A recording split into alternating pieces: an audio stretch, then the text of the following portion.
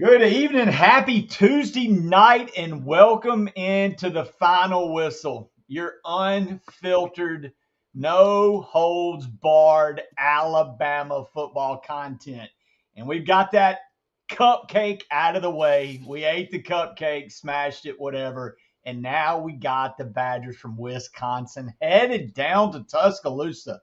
And we're ready to talk about it, ladies and gentlemen. I have my all-star cast sitting around me tonight, ready to talk a little Alabama football. As you can see, you're sitting right next to me. The looks of the show, the man who keeps all the ladies at the home shaking. He knows all the recruiting insight. And man, if you know, he knows all the Star Wars stuff too, but that's a whole nother story. The man, the myth, Dan James. What is up, good sir? What is up, Roll Tide Chat? Happy Tuesday. We got a very good in-depth show. Y'all, be sure to hit that like, subscribe button, and stay tuned. We got a tremendous information field show coming. Yes, sir. Keith, what up, my good sir? Saw you a little bit ago. Latoya, I hope you were doing well this eve and are ready to kick some Wisconsin ass. But as you've known here the last few weeks, we here at the Final Whistle also went into the transfer portal and brought in a new member to the Avengers. One, the illustrious Van Edwards, never short on words. How are you doing this evening, sir? I don't think I've ever been described as illustrious before, but I'll take it, brother. I appreciate that, man. I'm doing good today, man. I'm ready to talk a little Alabama football, ready to see what's coming up, ready to see what the chat's got to say because, man, they've been killing it in the chat room lately. They have. We appreciate you. Appreciate your time. Hit that like and subscribe. Speaking of, hey, guys, we have got the watch hours. We're halfway there to the subscribers. We got about 500. We need 1,000 before that money starts rolling into the Final Whistle. So please hit that subscribe. Go grab your mama's phone. Go grab your girlfriend's phone. Go grab your girlfriend's phone. And just hit subscribe on there. They won't know. It's just going to be an alert. With that said, Plain, appreciate you, dude. And if you don't hit that subscribe, I'm going to send the gentleman next to Van, the enforcer of the Final Whistle, the man that's working behind the scenes to make all the magic. He's actually working on Saturdays, too, bringing this stuff to you in the morning and after the shows. The one, the only, Lushan. How are you doing, good sir? It's Tuesday, my second favorite night of the week now that we're in football season. I'm ready to go. I'm so excited. I almost lost my voice there. We got an action-packed show tonight. We got some stuff to get into. But most importantly, we're going to be eating Badger this weekend and in the best way possible. Roasted, toasted, and aliosed. Let's go, baby. Let's freaking go. Let's go, like Lou said. We have a jam-packed show, so stay with us tonight. We're going to get into that elephant in the room, and we know what that elephant in the room is. What Crimson Tide team is showing up this Saturday. Then we're going to talk about who rose to the top this Saturday, who was shining. Then we're going to hop right into it. Wisconsin Scouting Report. And guys, if you ain't been paying attention, if your eyes don't work, there's been somebody popping in that running back room, and it is one Kevin Riley, and we're going to talk about that young man. But before we talk about all that, we're going to talk about the people that keep the lights on here at the Final Whistle, and that is Tidal Towel. There's a wave rising in the South, and it is not the ocean. It's the Tidal Towel, the ultimate symbol of Bama power, brought to you by WhitWillSports.com. Whether you're in Bryant-Denny, you better be there this weekend, or repping from your living room, the Tidal Towel brings the heat.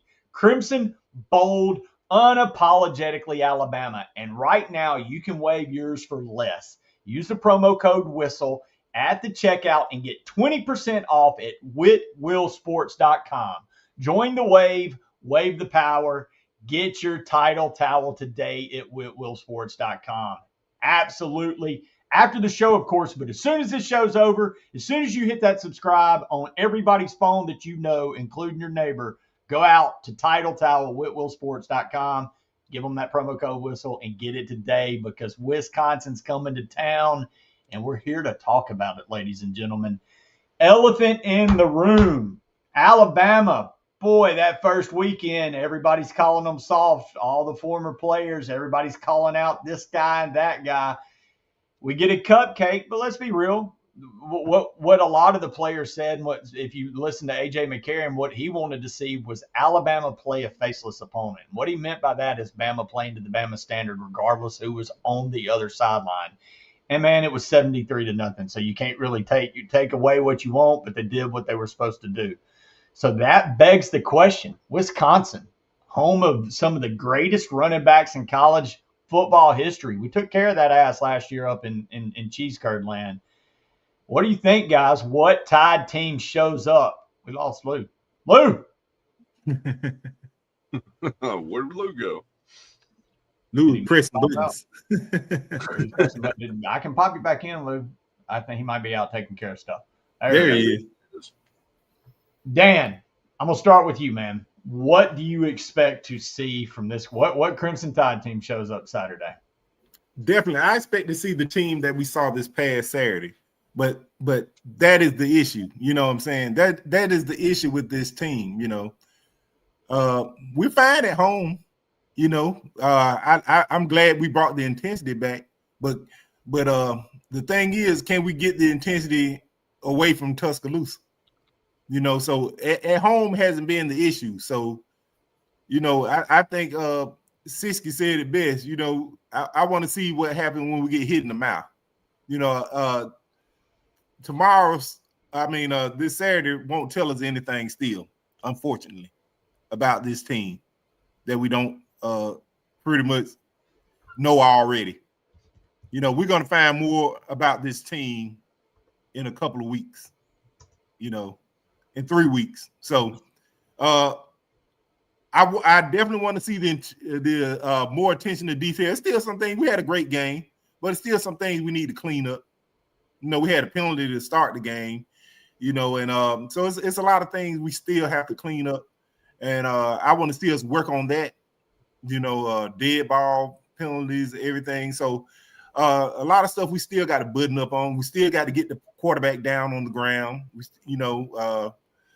still got to we still got to wrap up with the tackles, you know. So it's a lot of opportunity, you know, and so I expect to see the Bama that we saw this past weekend, but you know that's just what I expect. I also expect that team 2 weeks ago, but unfortunately that's not what we got. So the expectation is that we will see the same Alabama this weekend, a dominant, you know, but that won't tell us anything more than what we already know about this team. Well, Dan, you say you don't expect questions to be answered this weekend until we play Georgia. And I mean, yeah, Vegas kind of echoes your sentiment, right? Bama's a 21-point favorite going into this, but man, if you read between the lines, I just talked to a guy from Wisconsin. They got a transfer in Mason Rager that they're really high on. He didn't play last year at Louisville, but the year before he had 6-7 sacks, and he's causing some havoc off that corner. It sounds like Whiskey's got a little bit of speed off that defensive line. Now, I do think they got some injuries, and I know we're going to go into a scouting report later. So do you expect Bama to show up and show out and just dominate Van, or do you expect Whiskey to – I mean, Dan's not expecting a pop till we get to Athens. Are you expecting a pop at all from this team? Are you expecting I'm rambling. What are you expecting out of Bama with this? Well, ever since they bought the new offensive coordinator in, they're trying to establish the run again. They're trying to get back to old Wisconsin football a little bit. If you watch the second half of that Middle Tennessee State game, you've seen them start to be able to run the ball a little bit, kind of push some guys around with that wide zone blocking they do, you know, trying to get to the edges, work the middle, body blows to open up some misdirection, do some passing. But, yeah, this could tell me a lot going in. And it, you know, we're talking about the Georgia game. The Georgia game don't even necessarily tell me where Alabama's at, because we beat a good Georgia team last year and then laid an egg against Vanderbilt. So just like I seen Mitch Gilly say in the chat, we got to show consistency. We've been inconsistently consistent. You know what I'm saying? Or consistently inconsistent. We look great. We go on the road, we lose. And to teams that, for better or worse, we should not lose to, because, I mean, we've got all the talent in the world. So Wisconsin's just another stepping stone to go out and prove that you're different than what you were before, that you're different than what you were week one. So I want to see them going forward continue the intensity that we've seen against Louisiana Monroe. I mean, people can laugh at that, but you've seen effort out of players that you didn't see in week one. You've seen a certain tenacity from guys and a sense of urgency and wanting to prove something. I think they felt the pressure all week. The coaches and the players had to feel the pressure after that goose egg we laid against Florida State as far as effort. You know, we went out and we looked tired. We looked lethargic at times. We looked confused. We're getting blowed off the ball. We had guys, you know, wide receivers, taking linebackers completely out of the play on blocks. I mean, they just looked out physical. And going forward, man, you never underestimate an opponent ever, because Wisconsin's a team that's trying to regain past glory as well. They want to be physical again. They want to be able to run the ball. And this would be a great game for them to try to pick that up going into the meat of their Big Ten schedule. So absolutely, you take Wisconsin serious. And if we go out and take care of business, yeah, I mean, I'll like what I see, but we're going to have to get deeper in their schedule before I can be a big believer in anything. There you go. So, man, still in wait and see mode. Well, a man that's never short on words, where are you at? What mode are you in with this Bama team? What are you expecting to see against Wisconsin, Luke?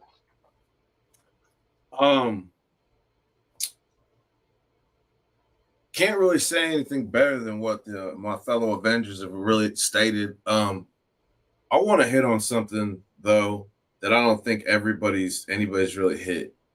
I know we've talked about the Bama standard lately, and that's something that definitely needs to be lived up to. But I have not seen very much Alabama mentality on the football field. And when I say Alabama mentality on the football field, you saw shades of it. Drake Kirkpatrick Jr. I mean, yeah, he was a little out of control, as they say. He left his feet, but the effort of reckless hate was there. That joyless murder feeling was there for a split second. And I saw it with QB Reese.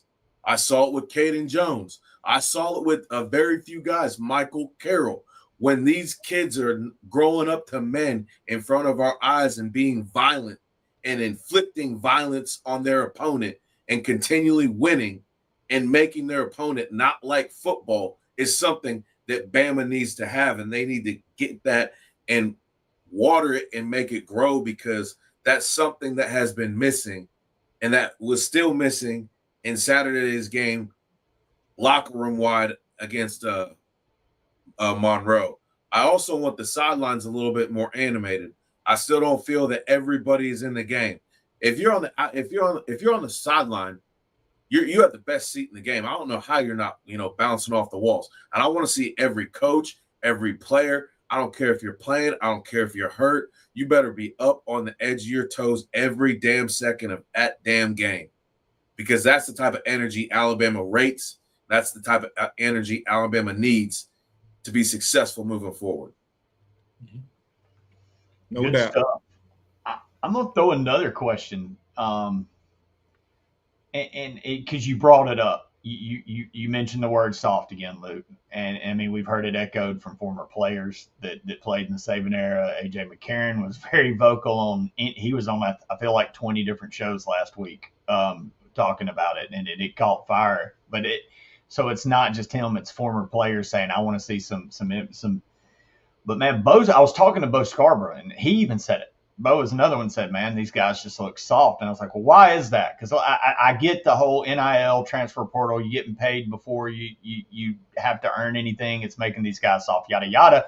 But then there's the flip side of that coin, right? You've got other teams, you see their defenses flying to the ball and hitting son of a bitches. You saw Oklahoma have Michigan come to their house, and man, those dudes set the damn tone Saturday night. So you can't just sell me that it's this era of kid when there's other kids doing. And I've got a point, Lou.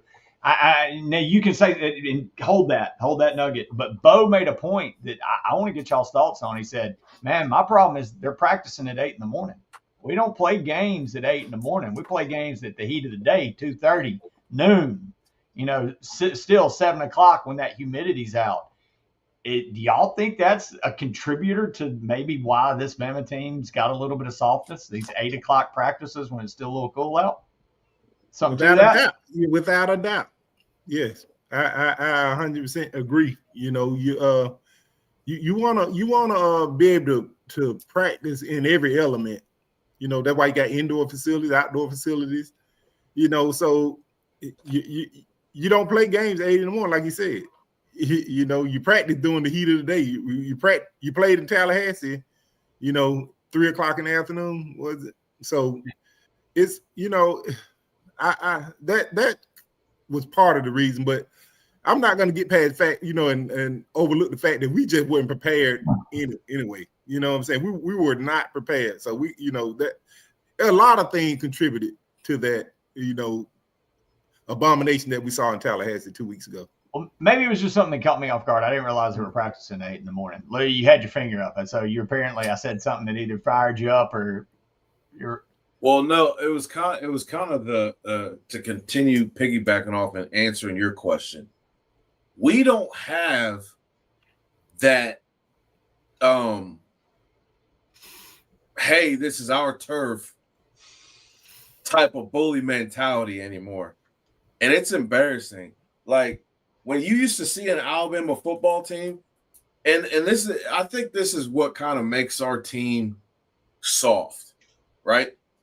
When you have our offensive line go out and try to intimidate people, I think it sends a message that, well, shit, if I like as an athlete, right? If I see an offensive line come out and try to intimidate me, and those are the only people that come out, I'm going to start thinking something about the rest of the team, right? Just logically thinking as an athlete that, okay, if their toughest guy is, let's say, a 72 Parker Brailsford, I mean, what does that say about, you know, these other cats on here? Like, I don't need to be scared of them. I'm going to take it to them every game. And back in Alabama's day, when we was doing the thing, you couldn't say that about anybody on our offense or defense. Like, you looked at our defensive guys like, damn, I don't even want to go. Well, shit. Jonathan Allen right there. You got Deron Payne over there. And then you got, you know, outside linebackers. Then you got a safety that'll come up. We don't have that type of mentality of being that, hey, we Alabama-ness now. We got that mentality like, oh, you know, I'm excited to be here. And I'm just happy. Too many candy stripers. Right. We got too many people twirling the candy cane at practice and shit. Like, we don't got enough dudes that just want to hit somebody for the sake of hitting somebody. We got too many dudes that want to hit somebody and, oh, did it look good on camera? Did we get enough followers? Or like, how do I look on film? No. We need to get this mentality out of our systems. We need to get back to knocking people on their ass and enjoying it and keeping them there, keeping the foot on their throat. Something we haven't had the mentality about. And I'm not saying it just started. It's been this case for the last 4 or 5 years of Alabama football. We don't have the tough man mentality, which is what Alabama was built on. And I think some of these guys have been made to be put on a pedestal when they don't deserve it. Or once they get there, they're like most of the Cowboy players and just get complacent, want to get lazy in what they're doing. Because I saw Bray Hubbard last year go around decking dudes like it wasn't nothing. Like it was walking out the back porch and chopping wood with that dude. I've seen him get run over more times. Well, I wouldn't say than Deontay Lawson, but almost as many times as Deontay Lawson. And that's a problem to me. So I think these guys need to be made uncomfortable. That's how you keep up your tool. You need to be uncomfortable. Kevin DeBoer, Kane Womack, and Ryan Grubb have these guys comfortable. And I think that's good to a point. But as far as the actual grind of football, you need to keep them uncomfortable. As like Bo said, don't let these guys come in and practice first thing in the morning when everybody's sharp. You know, you got to practice when you're tired because you're not going to be fresh in the game. You got to practice in the elements. You got to make these guys uncomfortable so they're used to being uncomfortable.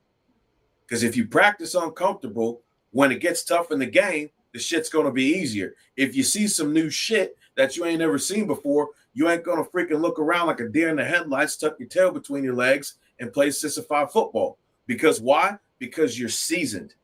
You've been made tough, and that's something we haven't done because they've been made uncomfortable. Saban used to talk about being uncomfortable all the time. These guys are comfortable, and that's flat out what it is. Sorry for that little rant.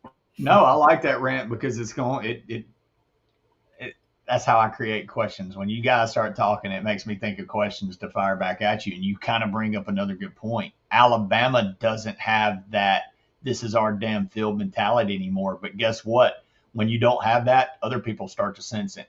And for 15 years, Alabama had this air of invincibility. You walked into that stadium, it was time to get your – I mean, people lost before they walked on the field. It was Alabama had to screw up, and you had to play perfect for a team to win. And honestly, I went on a show last year with this guy from Wisconsin. He came on our show, and you could still kind of feel that, like, we're playing Alabama. And I'll give them this. They're still saying, hey, we're coming to Bryant-Denny. Like, we're coming down there in awe. But to your point, Lou, these teams have now seen Bama lose to Vanderbilt, lose ugly to Oklahoma, get punched in the mouth in a way most Bama teams haven't got punched. Bama teams have lost. They didn't lose in the fashion they lost in Tallahassee in the past several years. And like you said, Lou, it's been several years of this. Does that 21-point line be damned? Does that give Wisconsin any kind of an edge or an air of confidence that, hey, there's fucking blood in the water in Tuscaloosa. We're coming to get it. And like you said, Van, Wisconsin's not Bama, but they're also not Southern Mississippi. This isn't a historically good football program. I mean, So, you got blood Luke in the Fickell water, as guys? the coach. Do what? You got Luke Fickell as the coach. So you know they're going to have an attitude on defense, and he's going to inspire some passion just because of his personality and how he carries himself as a football coach and how he runs his program. So they're going to come here with a chip on their shoulder, knowing that, hey, we could be the next Vanderbilt. Knock off a giant. Right. And we could be the first team to beat these guys at home in how long? We could shatter another record. So absolutely there's blood in the water. I mean, this isn't like I just said, this isn't the immortal Alabama that we've been. This is very much Hercules or Samson after he got his haircut type stuff that we're dealing with right now. This is some plain hot dog eating damn Alabama is what this shit is, Van. Ice cream eating, no kraut, mustard, and get ketchup on a hot dog eating ass. Man, you nod your head over there, man. Do you feel the same? Does this Bama team lost that air of invincibility? Is this blood in the water time? Dude, people smell bitch on them when they come out of the locker room. I'm just being 100. They're not Alabama of old, okay? They haven't built that. They've glommed onto that. They've held the coattails of that, but they've done nothing to reestablish that or continue that. And that's just the truth of it. Opponents aren't scared of Alabama anymore. They've got to redefine what it means to play Alabama. So they need to go in there and they need to reestablish dominance. We need to get the ground game going again, push people around and abuse them. And the same on defense. Fly to the ball, attack people, hurt people. That's Alabama football. We don't do none of that. Exactly. TikTok dancer. Who the hell's scared of a TikTok dancer? Ain't nobody in this chat scared of any. I know I'm not. Nobody on this panel is. So, I mean, what's the point? Like, I don't get it. Like, and to circle back, yeah, the practices are too early. Get out there when it's hot. If you don't love pain, you don't need to be at Alabama, because to get to the next level, you need pain. You got to embrace pain. You got to want pain.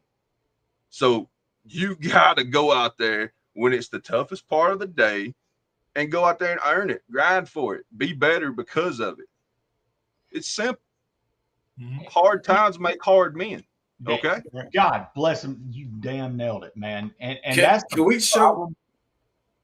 can we get Caleb the board just to watch Remember the Titans? Like just please, just one time. But and see, then any given Sunday. That's the problem. That's the problem, Van. Hard times make hard men, but hard times make easy times, and easy times make easy men. And I hate to tell you what part of the cycle we're in, because the hard men have already made the easy times, and the easy times have now made. can I say one more thing before it's Dan's turn? No, I see everywhere people blaming the NIL, blaming this, blaming that. Mm-hmm. Everybody else is paying their players too. They ain't got a damn thing to do with it. Nope.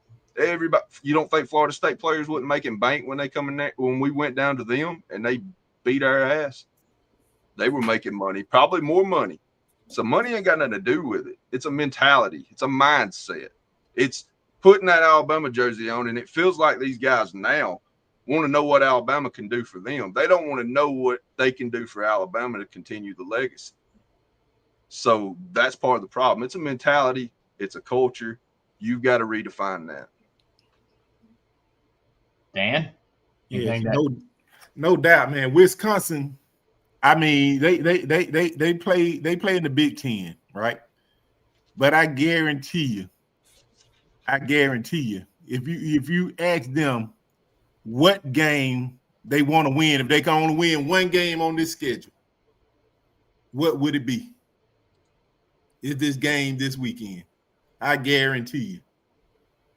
It is this game this weekend. So we're going to get their best shot. They're going to come in. They want the world to see them hit Goliath in the mouth. We're no longer Goliath, though. But we're Debo after Craig beat him up. That's what we are right now. You know? So everybody wants a piece of us. You know? Everybody wants Bama now. It ain't just we want Bama. Everybody wants Bama. Well, they consider it get back time. So, you know, we're going to get their best shot. They're going to come in with their best game plan. They're going to try to come in and embarrass us. That's their mentality. They're going to try to come in and embarrass us at our home. And it's up to us how we respond to it and set the tone. I think you dead on, Dan. And I don't know where I heard it, but someone said it, I thought, really well. When Bama did what they did for 15 years and such an era of dominance and kicking everybody's ass, everybody still playing you sees you as that standard, and they're playing to the standard of getting your ass back. And if you don't play to the standard that you created, they're going to kick your ass because they're playing to knock you off because they still see you as big bad Alabama. If you don't play like big bad Alabama, you're going to get what happened in Tallahassee. So you better become big bad Alabama again. And let's talk about it. Look, man, we've been hard on them. Before we get into the scouting report on whiskey, let's give a little bit of flowers because there were some to give. Like Lou said, our man Drake Kirkpatrick, I don't give a shit, and I hate that he got is out for the first half of Wisconsin, but I'm almost glad he is because you know what he showed me? Somebody that's ready to stick his damn helmet and run through a son of a bitch. And man, Drake Kirkpatrick Jr., you showed DNA, son. You showed Alabama DNA last Saturday night, and I love to see it. I loved what I saw out of QB Reese. Reminded me of the young Reggie Ragland. Boy, he ain't got all the speed in the world. You were hoping he was going to take off there, but he just kind of gets there and make plays. So let's talk about it, guys. Let's give a little bit of flowers. I know, look, La Monroe wasn't much, but hey, Ty going 7, and I joked that it was going against Air. That wasn't a knock against La Monroe. Going 17 of 17 against Air in practice is hard to do. You're going to skip one, throw one. Somebody's going to drop one. So, again, there was some good to be taken from Saturday night. Let's talk about it. Dan, I'm going to start with you on this one. Who shined to you a little bit? Oh, raise your hand. I'm going to give you one that, you know, one of y'all probably won't name. You know what I'm saying? So I'm going to give you I'm going to leave y'all a lot of meat on the bone here. Oh, I missed one guy I'm going to give you. Is definitely what I saw. Now, what I saw, you know, I rewatched the game several times, and it's a name we haven't been talking about. We have nobody been talking about, but William Sanders. Man, if you go and watch that, you watch him, man. I mean, look, man, he did Robbie Hoots proud. This guy out on the edge, and that's what I liked about him when I evaluated his film as a high school recruit, his ability to pull and get out into the flats and block in space, and he has a mean punch. I love that about him. I love that about his game. He's the prototypical left guard, man. I love his ability to get out in space and clear space in the run game. He's going to be huge. He's going to be huge in the run game going forward. So especially, in the short yardage situation, man, line them up at fullback, throw them a bone every now and then. But, man, William Sanders is one.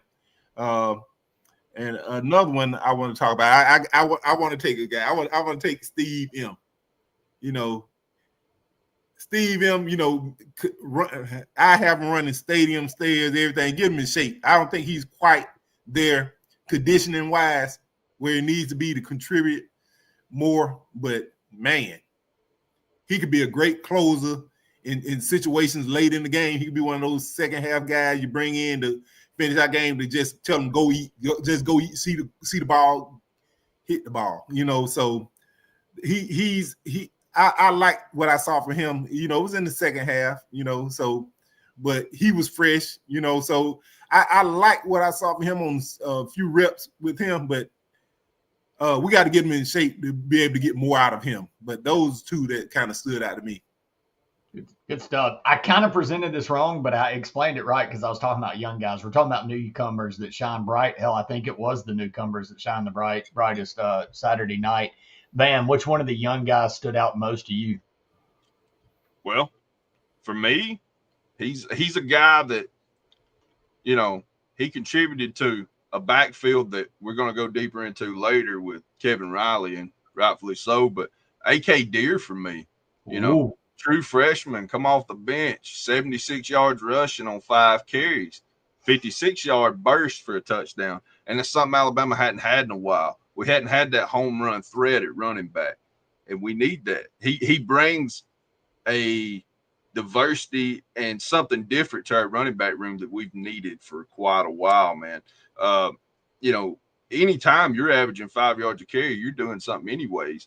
But and that's when you take the 56 off of it. So he got another gear when he hits the field, man. When he hit the secondary, he was gone, and he had good instincts because when the guy reaches for him around the 25-yard line, he felt it. He made a move, and he's done with it. He didn't do too much. He didn't try to get fancy. He let his athleticism do the work. So I was really impressed with that, and I'm excited about it going forward. And I'm going to pick one more guy, and we've already talked about that guy, and that's Dre Kirkpatrick. Mm-hmm. I like a guy to knock some people around, man.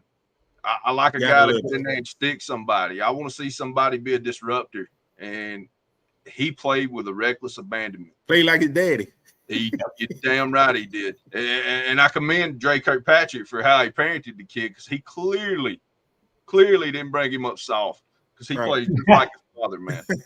So great job on both of them guys. And you brought it up, Petty. The biggest highlights probably were the young up and comers, and the future looks bright if we can keep that mentality.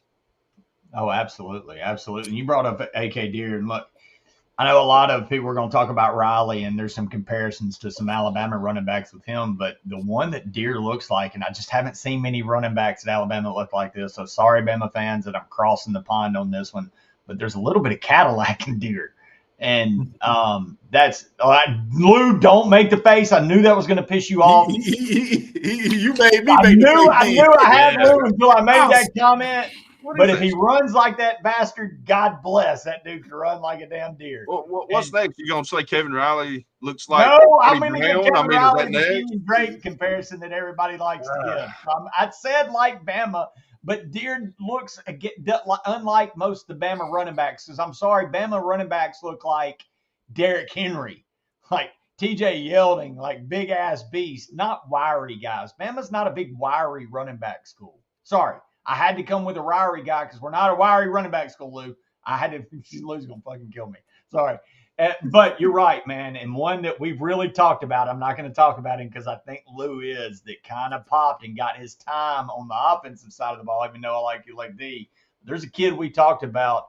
But no, the newcomers shine bright. I like who you mentioned, but Lou, before you freaking – I think once an episode now I'm going to say something that gets Lou to almost show up at my house and kill me afterwards. Luke, tell me about the newcomers. Who stood out to you? Well, we're gonna answer this question, newcomers, and not talk about redshirt freshmen or sophomores on the team that aren't newcomers, guys. Newcomers. Michael Carroll I'm going to say it right now, like I said it earlier in the season. That dude is going to be a problem for defensive lines everywhere. I love that for you, dude's Luke. hands is violent. I know you did, Dan, and I appreciate that. But still, I'm going to have to get another actual true freshman because I'm not taking much meat off the bone. I'm just going to highlight the guys that I felt, made the most impact. And Michael Carroll was out there. That I'm telling you, you didn't see him get driven back like you've seen the last couple years worth of right tackles. I mean, you might have saw him out of position once or twice, but like Grubb said, that's just a young guy. Get more but reps. Experience, but his competitive edge. I don't think there's anybody that is more competitive right now on our offensive line, and that's saying something. He looks hungry. He looks big as shit, and he was throwing people around. And I love that for 64 going forward because we can use him in multiple different ways. He can play guard. He can play tackle. Right now, he's about to take our right tackle job, which, hey, I'm all for it because we definitely need a badass at right tackle. Well, Number 2. Open, right? Oh, yeah, it's a competition right now. The second guy I'm going to highlight is the other young man I've been talking about since the freaking spring and summertime, Latier Brooks. Thank you. Yeah. That kid is a star, and you've been calling it since he stepped off of his high school bus, Lou. Hey, I sent a picture in our group chat a couple of years ago when he was aerial on a line, or the safety had his hand on a dude's ass, and he was up in the air, and the dude, I looked up the safety, and he was like 6'1". So I'm like, man, that's like 45 inches. And I sent it to the chat. I'm like, he's gonna be special. Well, we got the first small dose of him, and I think they kept a lot of things that they're gonna do later in the season on the back burner because you don't need to show everything. What you did see is him making contested catches. You saw him make people miss in a phone booth space, which we haven't had a player like that since the last number 17 was in town. And the fact that he was big, and once his hands were on the football, the ball didn't move. It was here. It was here. He was snatching that. He was taking that ball. And I think that actually helped set the tone because everybody knows Jeremy Bernard going to do his thing in that room. Oh, yeah. But I think once other wide receivers started seeing Latier Brooks make plays, once they start seeing some other guys in that room make plays, I mean, Rico Scott make plays, that gave confidence to other wide receivers to step up and do their thing. One thing I also want to point out about Latier that he did a phenomenal job is blocking. He is a very physical football player for only being 5'9". Now, I don't think a lot of people are expecting that. I think that's one thing that might set him a little bit different than Jalen Waddle is he is a very, very physical receiver. And that is one thing we need because once we get Ryan Williams back, that'll take the pressure off what they were trying to get Ryan Williams to do, be in the slot. We could put him out wide or check him to the other side and get him in space, which is what we want to do. We don't want Ryan Williams running through a whole bunch of defenders. We want him out in space. Latier Brooks, on the other hand, we can give him the ball, move the ball. Like we seen, he took that screen pass from behind the line and was dead to rights in the backfield. And somehow 5 seconds later, he's 13 yards downfield with a first down. You're like, well, what just happened? Did I blink? We haven't had that. We haven't had that awesome football thing since the Air Jalen Waddle. Like, we haven't had that. So the fact that we have that now with our other weapons, and we all seen the confidence go up. Isaiah Horton, that drive, he just basically him that drive. Cole Adams making plays. I'm going to take another one right now because I'll give it to everybody else. But Caleb Edwards, man. Mm-hmm. When that dude came in the summertime and put on all that weight, I said to Dan, I'm like, that's going to be an impact player freshman year. I know I love Marshall Pritchett, and there's nothing against him. He's going to get there very soon. Trust me. But Caleb Edwards right now, his ability to be physical, and I mean physical, helping out both tackles on both sides, depending on which scheme way they're going. And we saw he's got hands because the quarterback, they're zipping the ball. None of our quarterbacks are throwing the ball light, and the fact that he's making hand catches and not letting it get to his chest is just speaking volumes for him right now. So I'm not going to Chris it anymore. I'll let you guys take some because there's still some more fresh faces we can talk about. I mean, it's a short sample size, but the best wide receiver on Alabama's football field so far this year has been Jeremy Bernard. Without a doubt. The second best wide receiver I've seen was Latair Brooks. I think Williams is great. I think he's great for what he can do, which is getting outside in space. I think Brooks is what everybody thought Williams could be as far as like one of the best wide receivers in college football. Brooks is special, man. That kid showed something. Go with it, Dan. You got it. Let me tell you, with this blue chip ratio that we have, you can't afford to get hurt. You get hurt, man. That's saying you might never see the field again. No. Well, people ask about Hale all the time. Where are you going to put him? I mean, great. But where are you going to put him? So, yeah. I mean, man, you get an opportunity out there, guys. You have to take it, man. You have to take it. You have to make the most of your time on the field because it's a lot of guys waiting. We see it with the young guys, man. That's only going to put more pressure on the guys ahead of us. Is he healthy? No, he's not quite. He's not. I think he's still. I didn't think so because I saw some wide receivers out there, and I'm like, okay, there's no way that this dude's not freaking 100% because, yeah. Well, and like you said, Dan, and I'm going to ask you about this one. Did QB Reese earn a little more time? Oh, yeah, definitely. Caden Jones, another one, I like to mention. Man, those guys are physical, man. They're physical. They get to the ball. They get to the ball. They make plays, man. And they're not. You're not seeing them miss a line. I understand it was later in the game.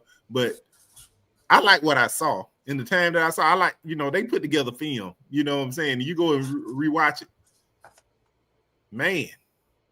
All right. I mean, hold on.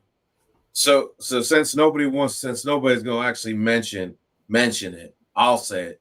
Kalen freaking Russell, another newcomer, the newcomer, the guy everybody wanted to see. Yeah. When he took the field, did everybody notice the entire stadium roared louder than it had that entire game? Yeah. Other than when AK Deer went to the house at the end. But when Keelan Russell first stepped foot on that Crimson A during a game, that place went crazy. His first completed pass, they went even more nuts. When he stepped up in that pocket and found Cole, but that second pass, when he just zipped it to that opposite corner of the end zone, I was like, oh, yeah. Okay. Beautiful throw. Okay. And it wasn't even, it was choo. We got the forward pass back. The forward pass is back, Lou. The forward pass is back in Tuscaloosa. And it wasn't an Austin Mack like absolute cannon bullet because that kid's got an arm. It was a decisive, perfectly placed where it needed to be on time for that wide receiver to make a play. And I was like, wow, that was an on-time throw from a true freshman. And I think everybody needs to take note of that. I agree with you, man. Watching him climb the pocket a couple different times and just have a feel for it and get rid of the ball at the right time with the man, that dude's gonna be something. He's already something. You can see the potential there for sure. Absolutely. When he figures out everything else around it, which is commanding the huddle, the plays, all the other crap that would come real fast in a place like Athens. But dude, you can't deny what Lou, you nailed it. You can't deny.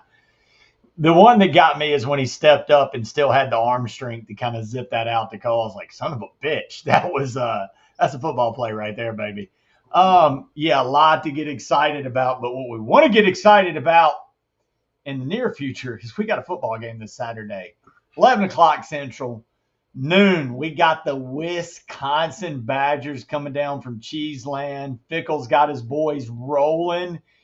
Man, Danny O'Neal took over at quarterback. Didn't look too bad. I think they're kind of banged up along the offensive line, though. That's the big question. I think it's their center that's out, and they held him out maybe for this game. They struggled in the run game last week, is my understanding, to move the ball at all, which could pose a problem. But, guys, let's talk it. The Badgers are coming. What do you think? Scouting report. I mean, I could go through it. Y'all want me to go through it a little bit? Yeah, Y'all play off of it? All right. Yeah. Like I said, and, man, what is Wisconsin known for? Cheese. Taylor, Ryan Dane, running backs. Well, Do it. Well, yeah. Are we gonna Van? You got something to go on this? As far as I kind of wanted to highlight Jeff Grimes, the offensive coordinator, a little bit because offensive. As far as his offense goes, he calls it the RVO, which is reliable, violent offense. And what he's hoping to do is reestablish the run game at Wisconsin. Wide zone blocking schemes, spreading the team out, being able to run to the perimeters. You've seen a little bit of it against Middle Tennessee State in the second half. They started getting some adjustments. They were moving some players around on the offensive line. They were starting to get some push again. They're going to create a lot of misdirection, something we've seen the first week. Their biggest plays come off of misdirection handoffs to wide receivers. Their second leading rusher is a wide receiver. Yes. And so you look for that. They still want to be able to pass the ball, but they like play action pass built off the run. And so, I'm looking to see what they're going to try to do. Are they going to try to establish more physicality? Do they look and see weaknesses on Alabama's defense and how to attack it, coming off of week 1 and even week 2? Because we can't let the score blind us. There were still weak spots. There's still things to work on.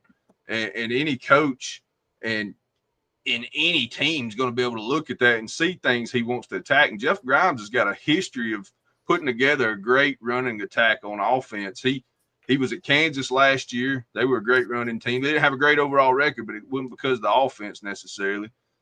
He was an O-line coach at Auburn when they won a title back in 2010. They had one of the best offensive linemen or groups in the country. I mean, he's been at Baylor. He's been everywhere. I mean, he knows football. He ain't no Johnny-come-lately. He's an experienced guy. So I got a lot of respect for him and what they do. Now, as far as what our defense can do to stop that, it's the same things we've been screaming all year. I mean, we need to see gap integrity. We need to squeeze and peel a little bit. You got to do some more slanting and stunting. You got to two-gap guys. You got to stay squared with the linebackers and fill the gaps. You got to force and contain. You got to bring your safeties up for run support. We need Bray Hubbard to come in and play a little harder. He needs to play like he did last year. Sam is going to be big. Yeah, absolutely.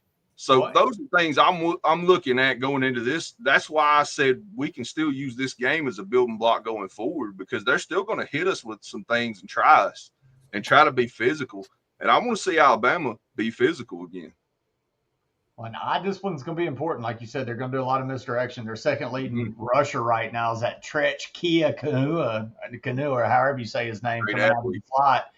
But Dylan Jones, a freshman running back, I mean, that's a kid that got offers from some SEC schools. I mean, they've got some talent in the run game that the linebackers better have it. Lou? Oh, I was just gonna go into the defense. No, so give us the defensive side of it, sir. All right, so the defensive side, they got a lot of sacks right now. They got 8 sacks as a team, which, I mean, if you're compared to Alabama, that's unheard of, especially at this point in the season. But most of that production is coming from the linebackers, which tells me they're either being schemed or they're killing the tackles. Because linebackers aren't really going through the inside unless it's third down. They're mostly attacking the outside, which this is going to give us great practice and actually feed into the competition we were just previously talking about with Michael Carroll and what's his name? I can't even. Lord Vandermark? Yeah. Oh, you talking about Formby? Yeah. Formby. the competition with Wilkin Formby, and I also think it's going to give Caden Proctor some more work because I'm still not sold on him with speed rushers. And if anybody watches any type of film on him, every speed rusher from damn near every school we play gives him fits. So, and Luke Fickle is a defensive coach, so they're going to probably put their best speed guy on Caden Proctor. So that's another thing that Alabama needs to definitely get ironed out because they're also very, very good at forcing teams to get off the field on third down. They're holding the opposing offenses. They're 5 for 23 on third down, which is a great number if you're a defense. They're forcing teams to get off the ground. They have not let any team rush more than 30 yards on them. So we're going to need to be, as an offensive unit, we're going to need to be stout, and we're going to actually need to be mean in the trenches because this team is going to come defensively ready to play. They're going to have a chip on their shoulders. They're going to be flying around from the start of the game. They're going to try to force an early turnover. They have 3 interceptions on the season, so they're going to try to put Ty Simpson, get him in long distance and downs, and let their linebackers go out there and make plays like they've been doing pretty much the first 2 games. Good stuff, Lou. Hell of a breakdown, brother. Dan, how do you see? I mean, Van broke down the offense. Lou broke down the defense. What do you see? Do you see any other ways that they missed? They're not any other angles of how Wisconsin's going to give Alabama some trouble Saturday? Long as Van said it, what I like, gap integrity. We got to have gap integrity. You know, don't trust your eyes. You know, they're gonna do a lot of window dressing and things like that. There's gonna be opportunities there. We got to take advantage of. Danny O'Neal has a 50% touchdown to interception ratio for his career. I think he's 16 touchdowns, 8 interceptions for his career. You know, between San Diego State and Wisconsin. So the opportunity is going to be there, and you know, we tend to get pressure on quarterbacks, and it's going to be good, especially in a situation like that. Danny O'Neal is not necessarily a very mobile quarterback. You know, so that's a good thing for us. You know, we struggle. It's important to with a mobile quarterback to get them down on the ground. With the immobile quarterback, you want to make them uncomfortable. So it didn't hurt us this past weekend getting to the quarterback, not getting them down. We made them uncomfortable enough, you know. But when you play guys like Castellanos and guys like that, they burn you. Because when plays break down and they get away from you, it causes all kind of problems for your defense, which already is struggling to make them tackles. You know, so opportunity is going to be there. We affect the quarterback any kind of way, you know, bat ball down, get in his face, move him in the pocket. There's going to be a lot of opportunities to generate turnovers, you know. So that's going to be a big opportunity for us. But they're going to try to establish the run, no doubt. They're going to try to, you know, window dress and, you know, misdirection. We're going to see a lot of that. So we got to be prepared. We got to play, you know, mentally disciplined, you know. So it's going to be a challenge for us, you know, and we still, while doing all that, we still have to maintain that intensity and physicality. So that's what we want to still have that edge, but we still got to play with discipline. We got to play disciplined, sound football and still be aggressive. You know, we kind of struggle with putting it all together. So we're gonna see, you know, try to eliminate mistakes. It's a lot of things, you know. Coach Saban's always talk about never wasting a loss. You know, we got ours out the way early, and it's a lot of opportunity for us, you know. So we ought to have the biggest chip on our shoulder in the country, because we started, you know, if you notice, right before the season, you know, like 2 weeks before the season, people started buying Alabama stock. Oh, Alabama, you know, we started getting all these picks to win the national championship. And I guess we got you know, people are believing in us now. We're it. You know who else was hearing it? Everybody else. The teams we were playing. So they're going to be coming for us, you know, week in, week out. We got to be ready. And we got to play, you know, not against the opponent, against the standard. You know, we have to play sound, physical, you know, stay focused, you know, but they're going to throw a lot of stuff at us that we haven't seen in the run game, but we got to be different. We got to get guys on the ground, man. We got to finish tackles.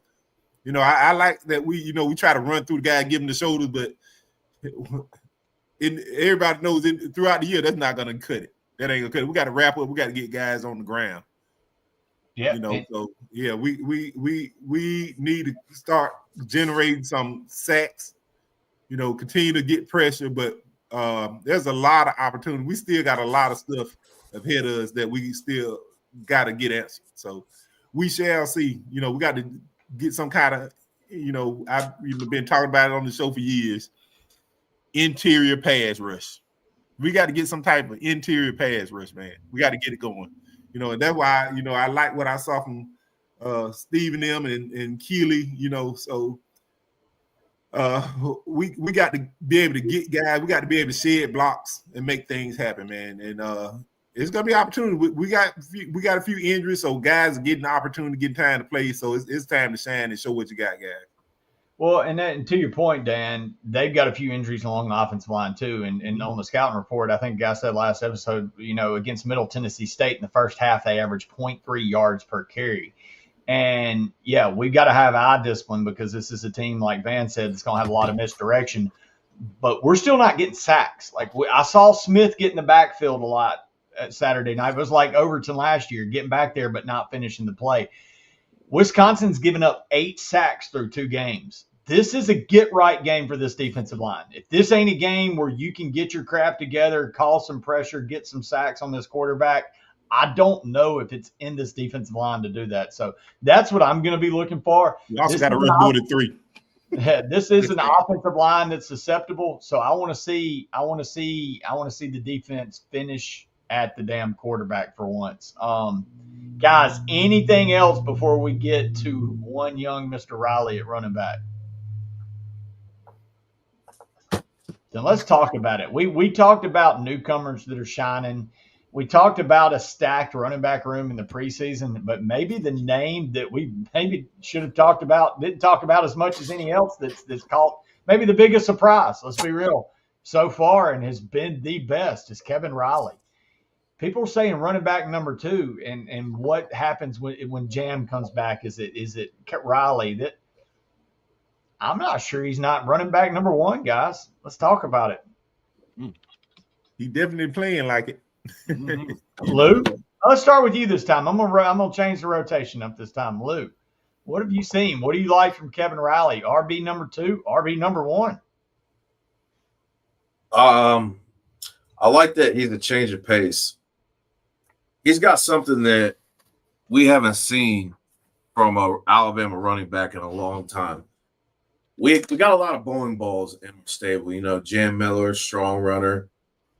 Richard Young runs very hard. Daniel Hill, downhill runner. Dre Washington, another hammer. We got plenty of hammers. We don't have explosion, or we didn't have explosion before Kevin Riley stepped on the field this season. He's got something of patience paired with his ability to be explosive when he sees an opportunity from whatever offensive lineman tight end is blocking for him. He finds a way to crease the hole and then make something out of nothing, but at the same time keeping his momentum going forward. One thing me and Dan have been huge about some of our Alabama running backs not doing is falling forward when they get their momentum going. And Kevin Riley has a good job of what they call shot putting himself into a situation. So at the end of his runs, he's getting +3 and 4 yards because of how he's falling and shot putting himself. At the same time, too, something that we all thought we were going to see from a different running back, Kevin Riley is almost leading our team in catches at this point. The dude has some serious hands out of the backfield. He was making catches that, some of our wide receivers this season weren't even making in space, and being able to move the ball and not have to contort his body like some of our other running backs do when they catch the ball. And now it might have been a situation, but he is a very fluid runner. Like he's got a lot of Kenyon Drake in him, and I love that because he not only has the breakaway speed or the juice to find the hole, he's got the patience to let the play develop and then react off what the defense is giving him. And he's gonna break tackles. He is a very tough, hard-nosed runner, and he loves contact. He's not going to shy away from it, but at the same time, if you get in too close, he gonna make you miss and then stiff arm a DB, and before you know it, he gonna have a 15-yard run. And I think that's another thing that we haven't seen because it's early in the season. We're gonna see more of the run game. I think we have to establish our offensive line, solidify that a little bit more, and we'll see more of the run game. But yeah, Kevin Riley is definitely running back too. And I know everybody knows in college football, you basically need at least 2, if not 3. But I think when Jam comes back, I think the scheme's going to change a little bit. I think it'll favor more Kevin Riley because he can do a lot more in the offense than Jam Miller. Now, Jam can catch the ball in the backfield, but the pass has to be like in flight for Jam to make a move. Kevin Riley can just catch it and make a move. And I think pairing that with what Jam can do is going to be dangerous. Good stuff, man.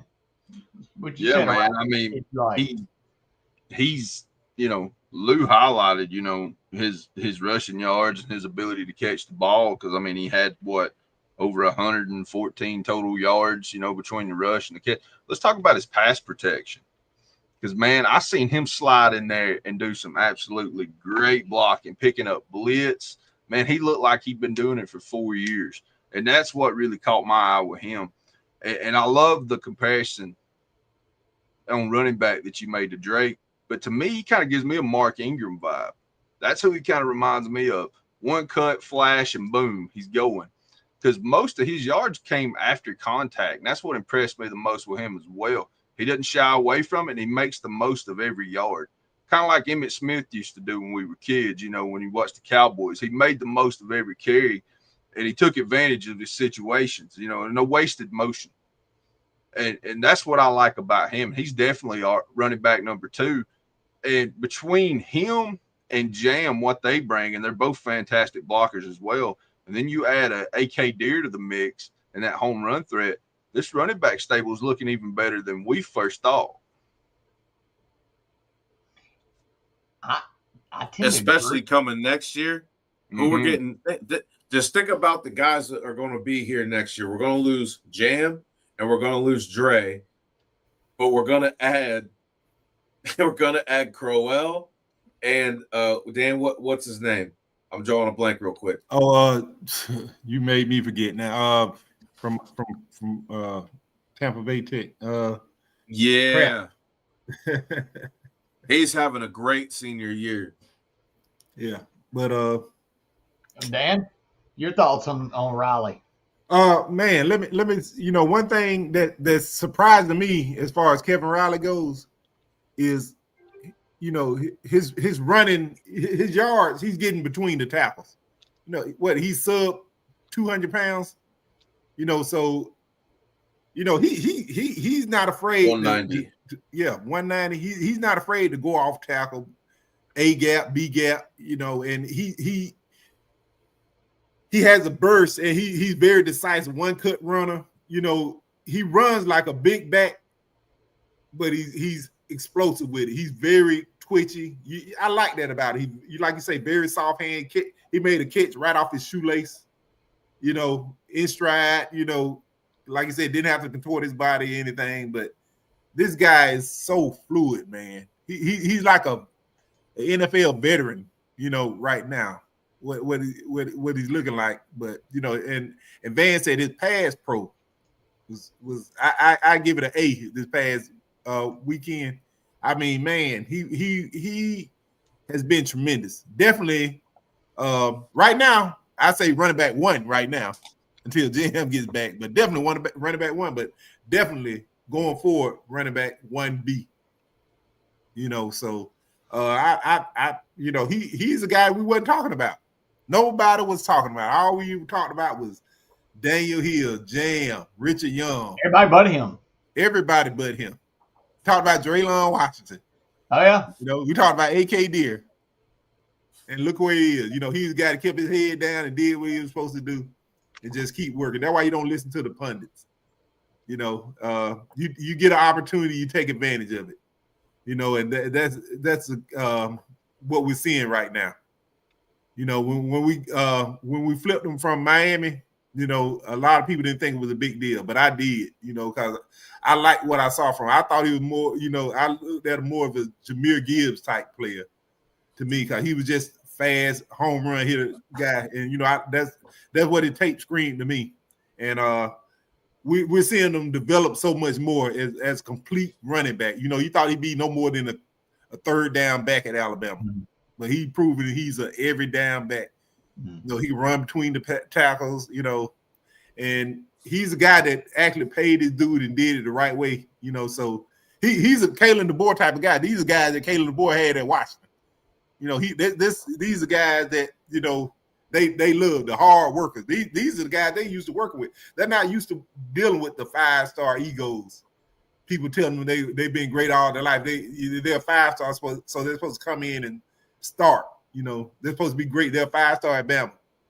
You know, so they're supposed to be the face of the program. But you know, Kalen DeBoer, he's always had his success by, you know, getting the blue collar guys. You know, so he's another one. You know, he's just an example and a testament to the type of player that Coach DeBoer and his staff that they tend to have more success with. I tend to agree with that, and I tend to agree with the statement, I believe it was made by you, Van, that, you know, the running game here at Bama, which has forever been running back you. I mean, we're 3 deep with NFL guys. For the last couple of years, guys, let's be real, it got a little average.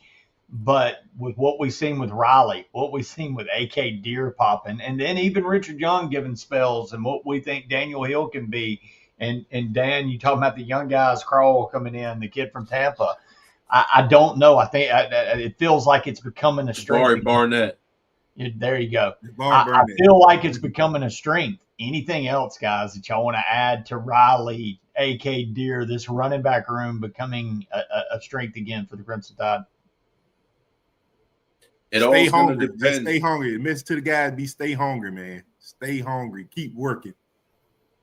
You know, stay ready. Yeah, I think it. Hats off have to go to Robert Gillespie. I talked to that dude on A-Day weekend a couple of years ago. He explained to me his vision for running backs, and he has done nothing but live up and produce. The Lightning and the Hammer, Crowell and Barnett. That's nothing but another lightning and hammer. You had Kevin Riley, Richard Young, lightning and a hammer. You can see what they're trying to do with their scheme. They want a hammer, but they also want that awesome quick ball thing. And the fact that Kevin Riley is now that awesome quick ball thing that, me and Dan knew he had juice. I didn't think he had any of this, which I love being a surprise, especially in the running back room, which the future is bright, ladies and gentlemen, very bright. Good stuff. Anybody else?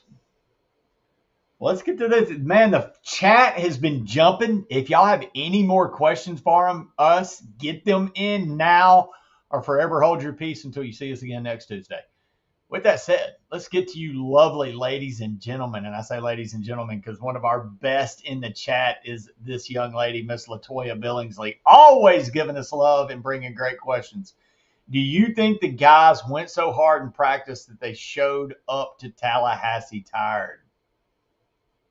I don't buy that. They showed up unprepared. They showed up unprepared and they showed up lazy. And I wonder if that's coming. Wasn't it Josh Pate or somebody said they went to the scrimmages and said that wasn't the team in Tallahassee that I saw in the scrimmages. And that they showed up unprepared, lackadaisical. Lou, are you getting fired up? I see you coming back and forth. Now listen, you practice or you play how you practice. You understand? I was an athlete for a long time. If you practice shitty, you're going to play shitty. So it was very obvious that they didn't go hard in practice. And if they went hard, it wasn't the definition of hard that any of us are familiar with. Because what showed up and got off that plane in Tallahassee, Florida, I don't even want to rehatch because that just is a lot of anger for me to deal with. So I'm just going to say no. That week, they did not practice hard.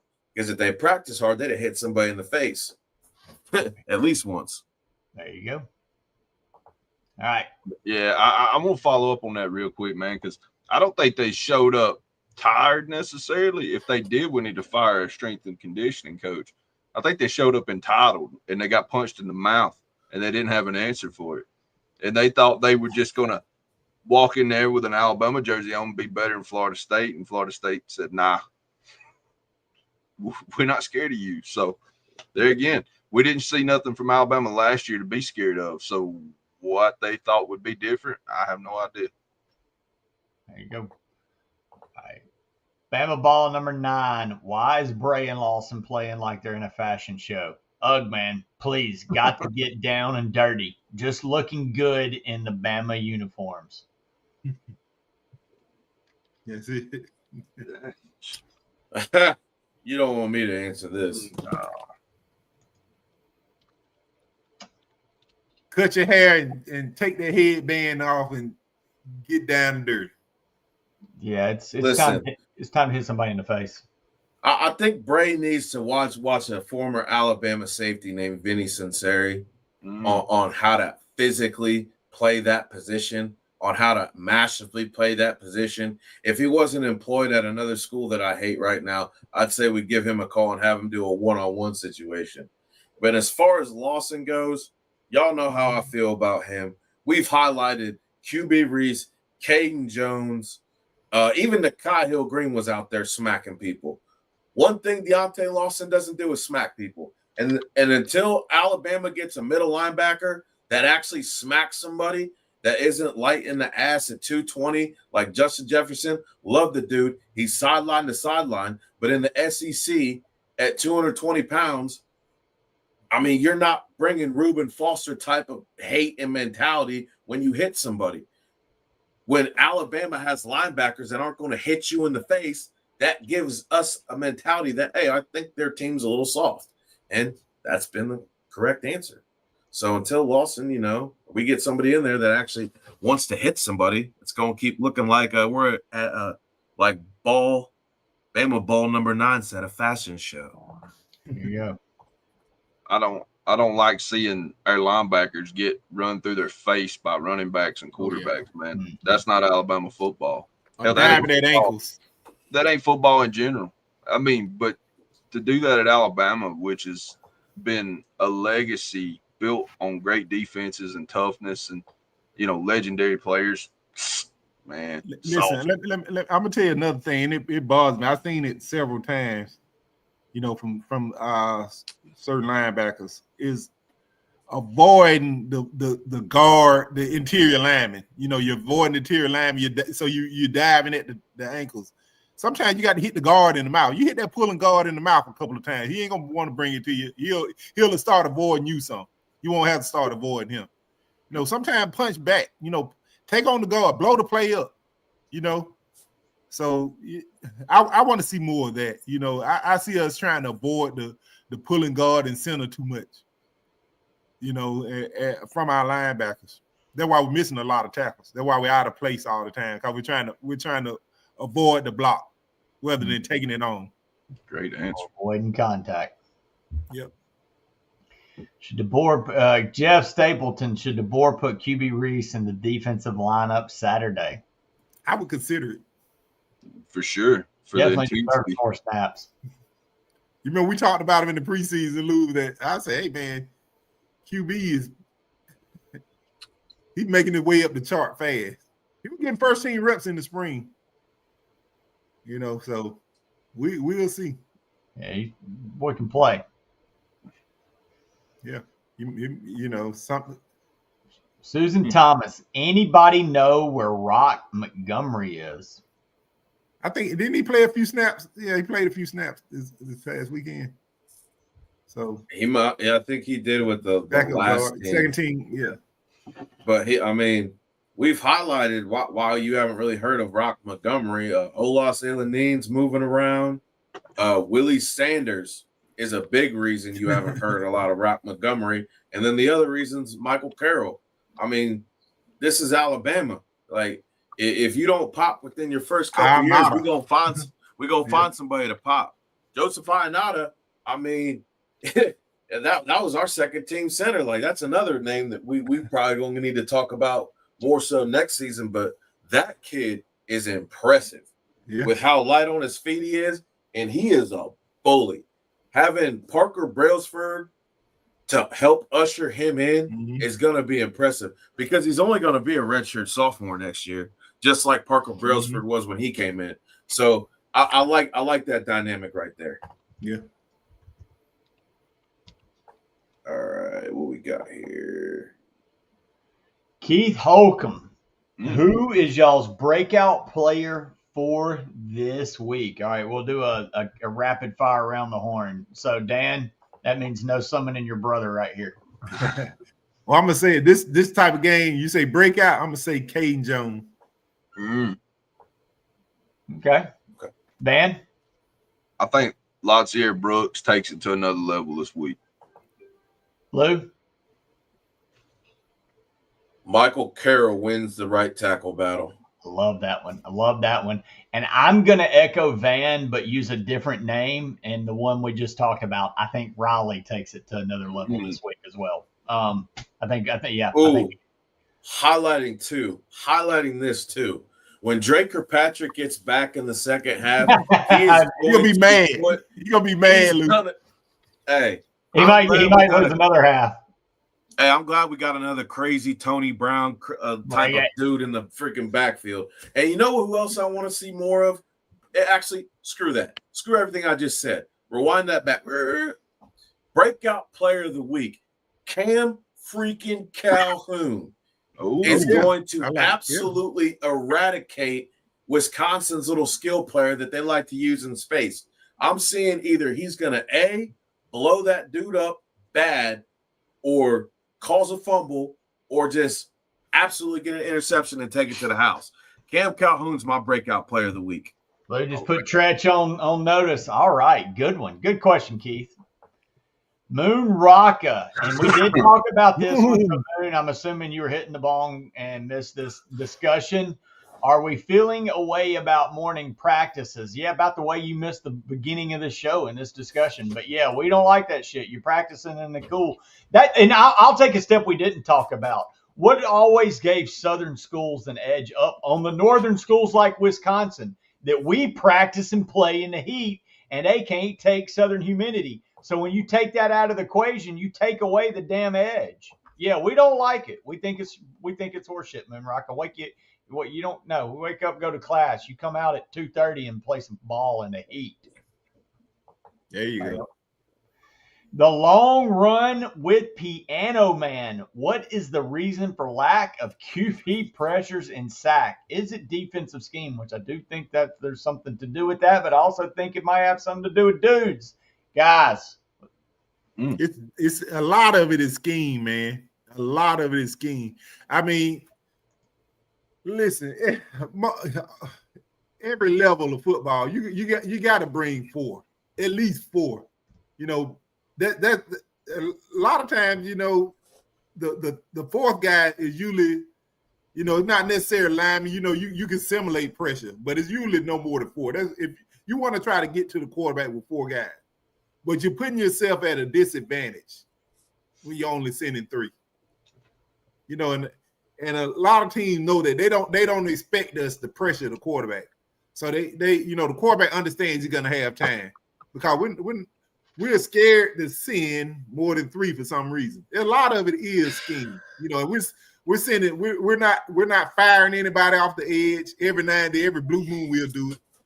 You know, but we're not firing guys off the edge. You know, we're just trying to push the pocket, you know, with interior guys, you know, and we're not going to have a lot of success doing that, you know, and it's hard for anybody. Luckily, we got a tremendous secondary that can cover, but we could do them a whole lot more by putting pressure on the quarterback. Was Please tag assimilated me in- in, Dan. Please tag me in, Dan. Go Please ahead. tag me in. All right, man.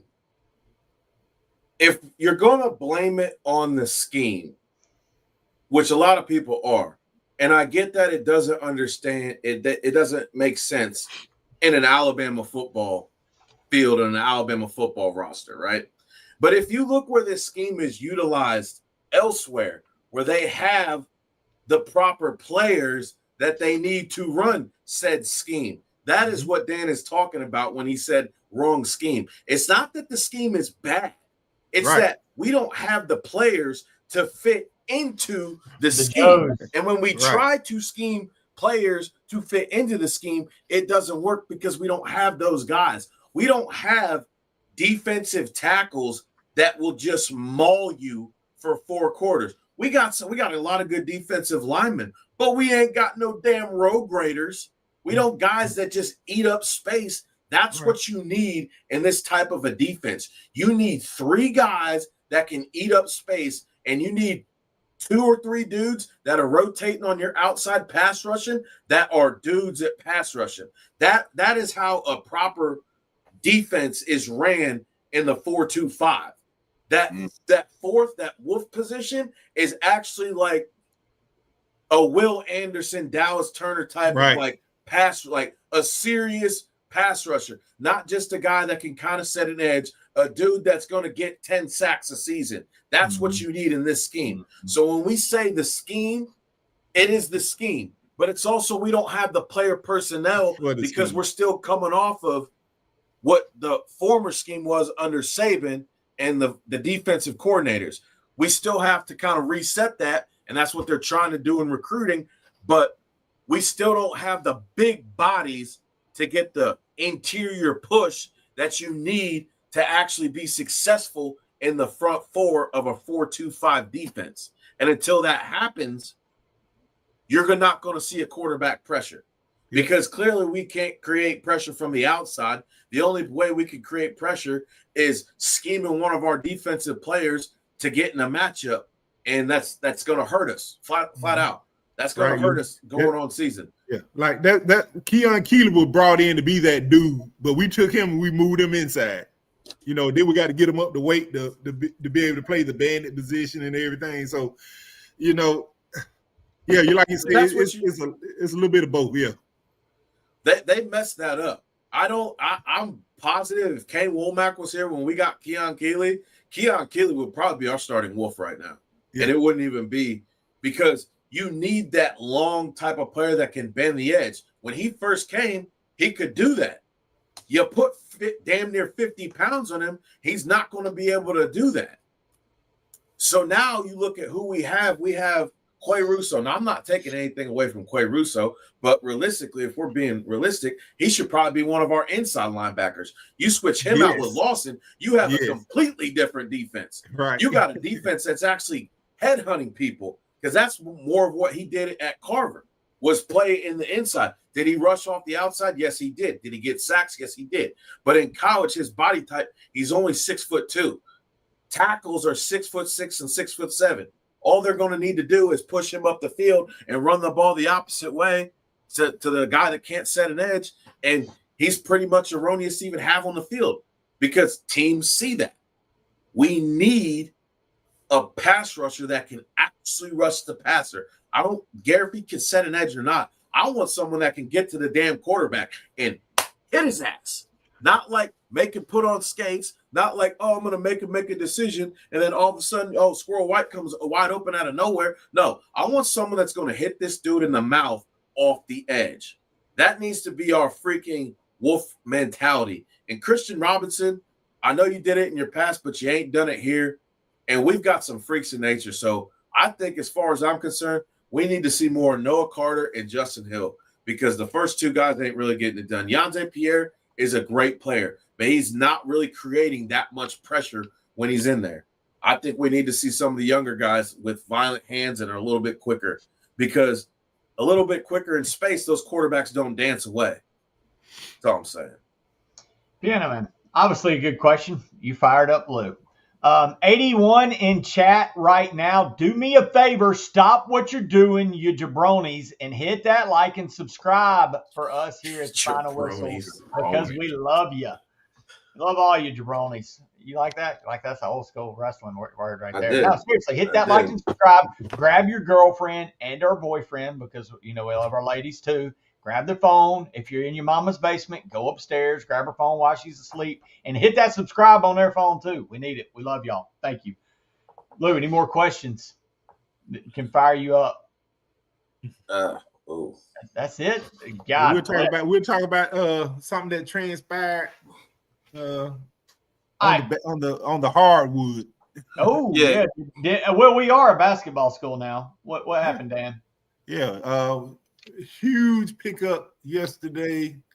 Alabama got a commitment from Chris Washington, a 6'8" wing out of Gainesville, Florida, Providence Christian, I think is the name of the school. He's a guy that Alabama evaluated. They got him in, and they watched him work out. He's a volume scorer, can shoot the three, very athletic. He probably can be a stretch for us. And he's a guy that's very good, very athletic out on the open court. He's a beast in the open court. Great handles. He can play off the ball. He can defend, 4 positions. So it's a huge pickup. I think he's going to be the top dog in this class. He's going to be the prize in this class. And I expect him to keep rising in the rankings. I think he's top 40 guy right now, according to Rivals on 3.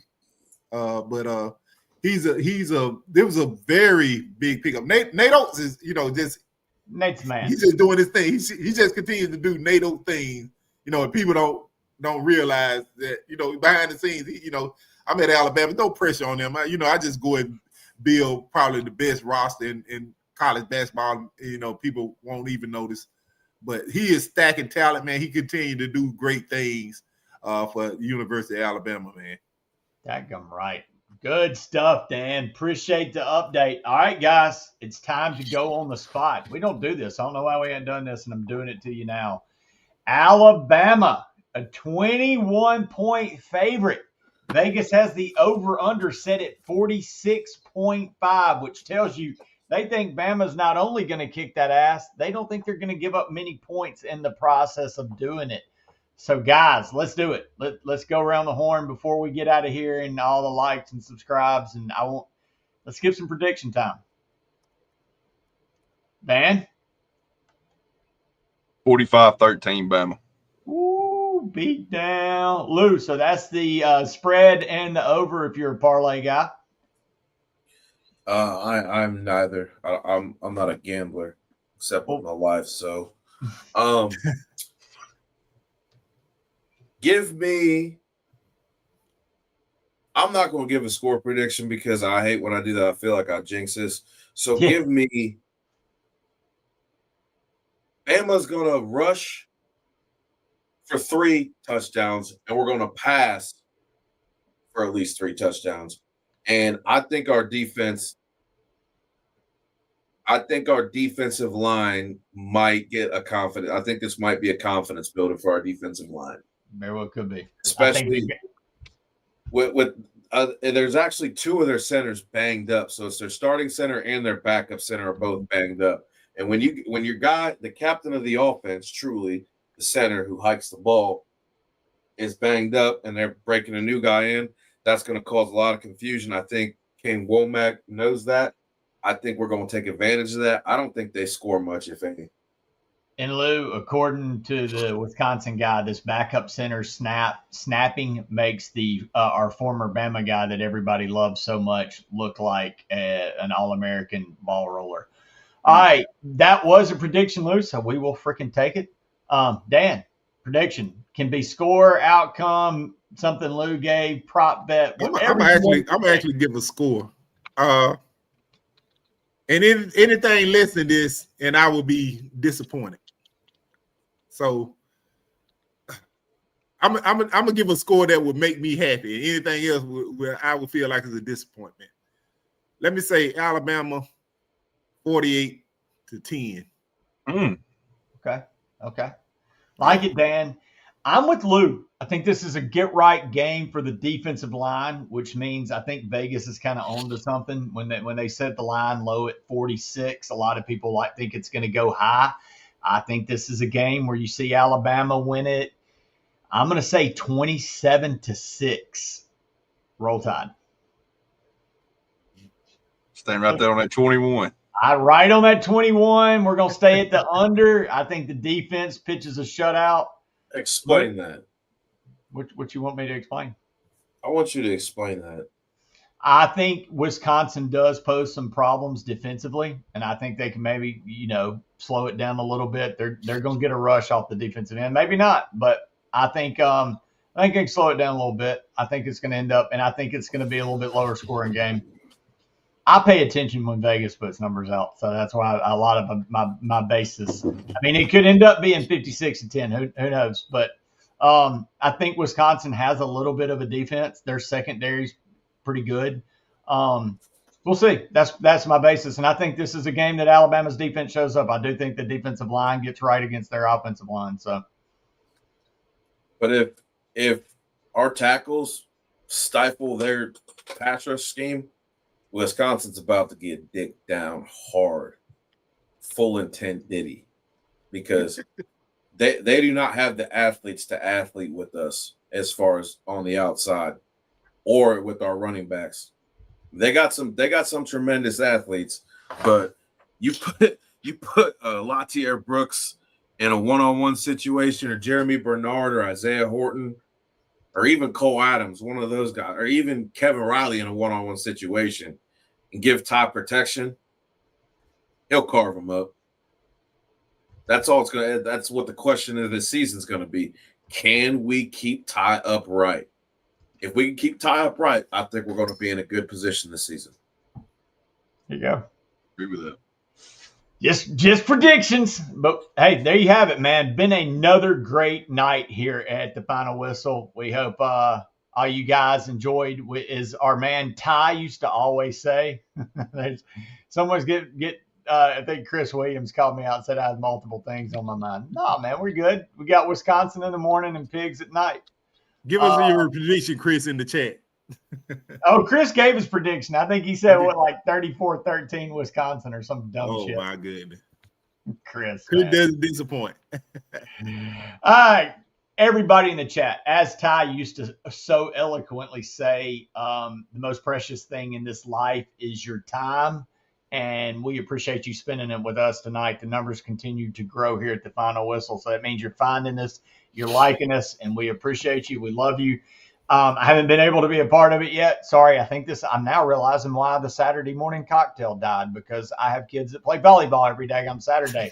But with that said, that don't mean you shouldn't have your butt in the seats on Saturday morning watching my guys. I know Lou's running it. I know Van's there. They got guys coming in each and every Saturday. I'm going to try to get my butt there one Saturday. But if you hit that like and subscribe, you know what will happen? You'll get a little alert on your phone that'll let you know these guys are talking on Saturday morning, the Ivory Room. So if you are subscribed, wait, is that? No, that's the post game. That's the post game show, Petty. Yeah, sorry, Lou. Talk for me, buddy. I'm effing this up left and right. You're good, man. So the Saturday morning scramble is what we got going on Saturday morning. Okay. There we go. Saturday morning scramble. Get your popcorn ready. They are talking all kind of college football on Saturday morning. Look, man, it's better than game day. And then after, come hit up the Final Whistle as well. And that's where the Ivory Room is for the post game directly as it goes off. So, guys, man, network growing. Like I said, I wasn't joking. Go find every phone in your house that belongs to another person and hit that subscribe button. And if not, I don't know what you're doing with your life right now. You're doing what Bryant Denny's doing, and that's deceiving people with that Denny dog. I don't think that mixes up at all. I think that just sounded crazy as shit. Anyway, hey. Roll Tide. Let's go whip some Wisconsin cheese eating, beer drinking ass this weekend the way we do it in Bama land. Guys, any final words before we hit those famous final words? Let's get them, man. Let's play intensity and physicality. That's it. Intensity and physicality. Eliminate anxiety from your vocabulary. There you go. Lou? Man? Ben. Oh, go for it, Lou. You know what? Well, I don't have any final words. My final words are the final whistle. All I know is that somebody better bring back that badass mentality other than Drake or Patrick on Saturday, because Wisconsin's going to have a chip on their shoulder and it needs to be knocked the hell in the dirt quickly. I'm talking. You know what? We need to recruit somebody from the chain game. Yeah, that. You know what I want to see, Dan? What used to set the tone is that opening kickoff. If we're kicking off, somebody needs to get their straight dick knocked head off in the dirt. Mac Wilson, Reuben Foster style.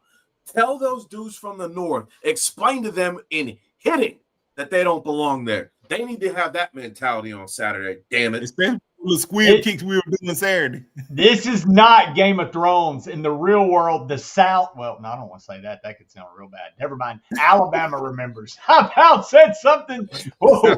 I about said something that just got us all like kicked out of it. Oh, don't do it. Don't do it. We come too far. Levels. God bless. Yeah, Alabama remembers. The Crimson Tide remembers. That's what my dumbass was about to say. Okay, we got to end it. I didn't do the where we can follow everybody, and then we'll finish on those famous final words. Right up under me, Van. Where can you follow? Hopefully not near me. Oh man, y'all can catch me on Facebook sometimes. I'll post crazy stuff. You catch me trying to dodge my bail bondsman. And most time you catch me at work, but man, I appreciate everybody being in the chat room. Y'all make this show what it is. Y'all got us laughing, got us thinking, got us answering questions, and we appreciate it. So let's keep it going and roll tide, y'all. Don't forget about Title Towel. Title Towel, baby. Title Towel up WhitwillSports.com. Give them promo code Whistle. Get 20% off and have that damn thing in Bryant Denny to let those cheese eaters know what's up. Lou, where can we find you, brother? You know, you can find me on Facebook and Instagram, Lucian Graves. You can find me on X, 456 The Final Whistle, or 402Lush1 on X2. And most importantly, you can find me on Tuesday nights with the greatest cast, talking about the greatest football team ever in the land. And on Saturday mornings, you can find me doing the Saturday morning scramble with a few of my buddies. We cover all college football. I got a couple guys from different conferences come in and break down what's going on in the top 25 within their conference. And then, as you guys know, we do a post-game show called the Ivor Room directly after every football game. So go ahead and join us for that. And that about wraps it up. You're not going to find me on Sunday. I go in the cave. Dan, where can they find you when you aren't working your tail off all over? Yeah, definitely. You can find me sometimes on X at the Final Whistle Dan, Instagram, Facebook, Dan James IV, and right here most Tuesday nights, 9 p.m. Eastern, 8 p.m. Central. There's no place I'd rather be than right here with my guys. Right here. You know, y'all are my guys, man. You know, I look forward to this every week. This is my getaway. This is it right here. The Final Whistle. That's what I look forward to, man. This is my it. This is what I do it for. You guys in the chat, man. I appreciate all y'all. I look forward to talking with y'all every week. You know, so right here, man. Not to get too sentimental, you know, but right here, every Tuesday night, 9 p.m. Eastern, 8 p.m. Central. Thank you guys for having me and spending y'all's time with me and my crew. Absolutely, Dan. And look, again, I love it. Appreciate to spend all the time with you guys as well. I'm Daniel Petty. Lucky enough to get to host these fine gentlemen on these Tuesday nights. You can catch me at Petty_Daniel on X. Talking Bama all Tuesday nights, man. Starts at 6 Central, 7 Eastern on the Bama Standard. And then I'm here with my OGs, the main men, the Avengers, here at the Final Whistle at 8 Central, 9 Eastern. God, I'm amazed it still screws me up doing that Eastern damn time zone. And catching heat from all you guys in the chat, it sounds like. But Chris is on you tonight, man. Chris is on you tonight. Man, I've been You inspired got me tonight. bouncing like Tim Keenan, man. But that's all right, man. I'm good. Chris. He's taking you to Pound Town, Petty. He roast you. God, bring it. I don't care though. That means you're in the chat. I love you anyway. Bring it, and we'll see you Saturday. And let's end on them final words, guys. Roll Tide. Roll Tide. We don't give a piss about nothing but the Tide. We taking Wisconsin to Pound Town, baby. No Diddy.